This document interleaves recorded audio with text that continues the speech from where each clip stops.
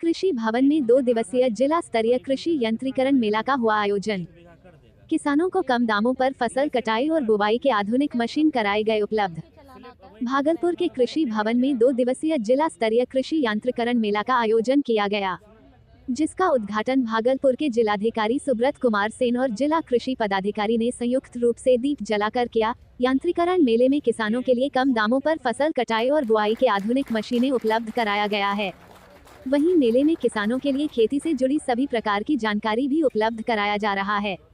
2 दिवसीय जिला स्तरीय कृषि यंत्रीकरण मेला में जिले के अलग अलग हिस्सों से काफी संख्या में किसान पहुंच रहे हैं।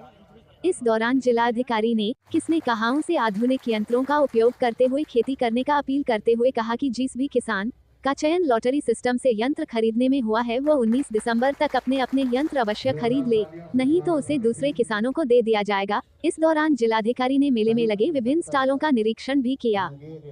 भागलपुर प्रमंडल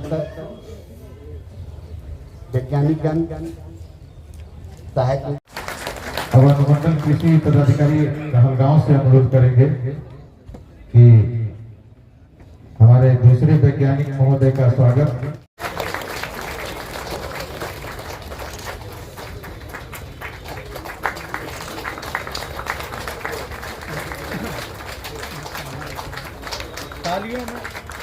दमदार तालियां होनी चाहिए, इतनी उपस्थिति है, ऐसे भी ठंड का मौसम है।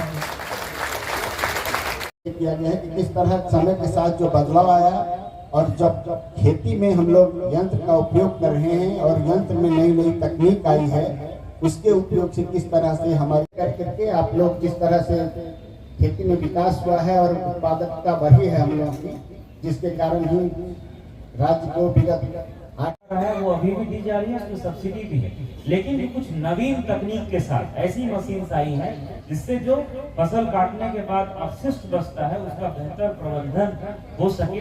उन मशीनों को भी किसानों को खरीदने का प्रयास करना चाहिए। और अभी जिला कृषि पदाधिकारी ने आप लोगों को बताया कि इसके बाद पुनः एक चरण प्रारंभ होगा। लगभग 4-4.5 करोड़ रुपए जिले में सब्सिडी में मेरी जानकारी में बांटना है। अभी 1,76,00,000 का ऑनलाइन लॉटरी के माध्यम से किया गया है।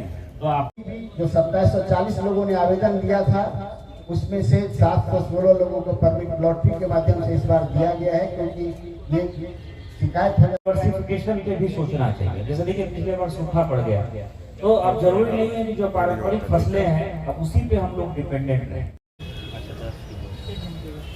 अच्छा 1 घंटे का 10 किलो कितना, इसका कीमत कितना है? अब ये इसमें ये वाला जो है मिनी राइस है, ये सब भी आ जाए। इसका कितना? 70 रुपए से पकड़ के चलाइए। ये पूरा वो नीचे से निकाल लेता होगा। नहीं बचता है। इसका कितना प्राइस है?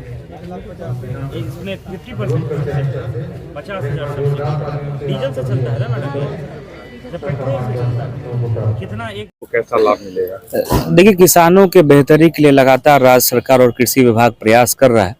उसी कड़ी में कृषि यंत्रीकरण को बढ़ावा देने के लिए 50% से लेकर के 75% तक की सब्सिडी है विभिन्न यंत्रों पर, और लॉटरी के माध्यम से ऑनलाइन सिलेक्शन किया गया है। पहले जो स्कीम थी कि पहले आओ पहले पाओ, वो इस बार बंद कर दी गई है और 700 से ज़्यादा किसानों का चयन भी किया गया है। उनको 19 दिसंबर तक अपने डीलर्स से संपर्क स्थापित करके उन यंत्रों को खरीद लेना है और सब्सिडी की राशि भी राज्य सरकार देगी।